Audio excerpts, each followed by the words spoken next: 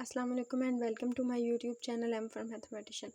सो हमने question number 46 discuss किया था और हमने जो है वो एक प्रॉपर्टी डिस्कस किया था कि absolute value of real of Z जो है वो लेस देन इक्वल टू होती है एब्सोल्यूट वैल्यू ऑफ जेड, और absolute value of imaginary of Z less than equal होती है एब्सोल्यूट वैल्यू ऑफ जेड।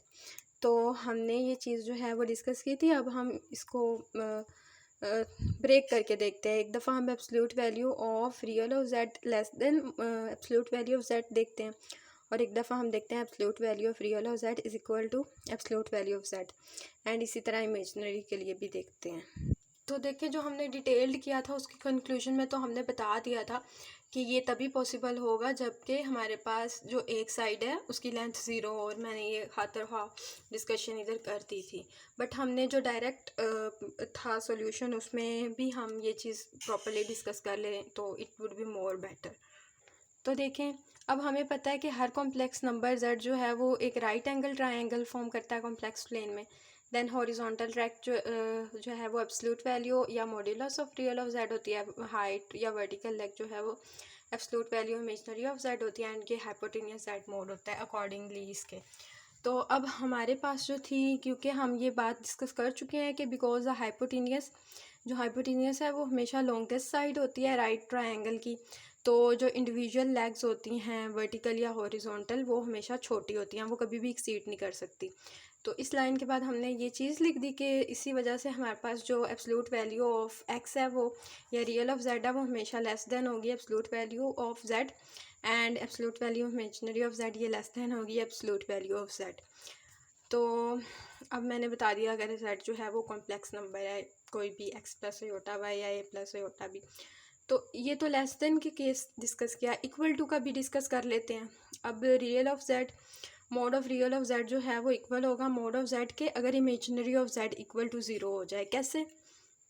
मैंने ये चीज़ बोली है कि रियल ऑफ जेड यानी कि एक्स जो है mode of absolute value of या मोड ऑफ एक्स जो है वो इक्वल होगा जेड के अगर वाई ज़ीरो हो। अब अगर वाई ज़ीरो हो तो यहाँ पे क्या बचेगा? एक्स ही बच जाएगा जेड में। देखें, वाई ज़ीरो है तो जेड जो है वो एक्स है। अब इसका मोड लिया तो क्या आया? Square root of. चले मोड भी लेके देखते हैं।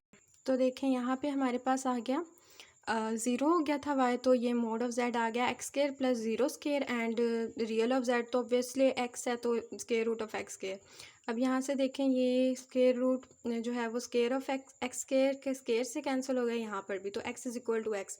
तो ये प्रूव हो गया अगर वाई यानी इमेजनरी पार्ट ज़ीरो होगा तो फिर रियल पार्ट जो है वो मोड ऑफ जेड के इक्वल होगा। इसी तरह हमारे पास जो है अगर इमेजनरी जो है वो हमारे पास रियल ज़ीरो हो तो जो absolute value imaginary of Z की है वो किसके इक्वल होगी? मोड ऑफ जेड के। तो इसको भी देख लेते हैं हम। तो देखें, इमेजनरी ऑफ जेड जो है वो एयोटा वाला होता है यानी कि वाई, तो मैंने यहाँ पे लिख दिया इमेजनरी ऑफ जेड जो है वो मोड ऑफ जेड के इक्वल होगा इसके मुताबिक। तो मोड ऑफ जेड, अब अगर एक्स ज़ीरो हो यानी रियल ऑफ जेड जो है वो एक्स है वो ज़ीरो हो, तो एक्स ज़ीरो मैंने पुट कर दिया जेड मोड में, यानी X square plus Y square होता है, एक्स ज़ीरो है तो zero square plus Y square, ये आ गया square root of Y square. यहाँ पे भी is equal to square root of Y square, square जो है वो स्केयर रूट से कैंसिल हुआ दोनों तरफ, तो ये Y is equal to Y. देखा यहाँ पर ये इसके इक्वल आ गया। तो ये चीज़ है। अब इन दोनों अजम्पशंस को यूज़ करेंगे, इस पहली वाली को भी और ये दूसरी वाली को भी, और इसके तहत हम ये कह सकते हैं कि absolute value of real of z या mod of real of Z less than equal to mod of Z, and absolute value या mod of imaginary of Z less than equal to mod of Z.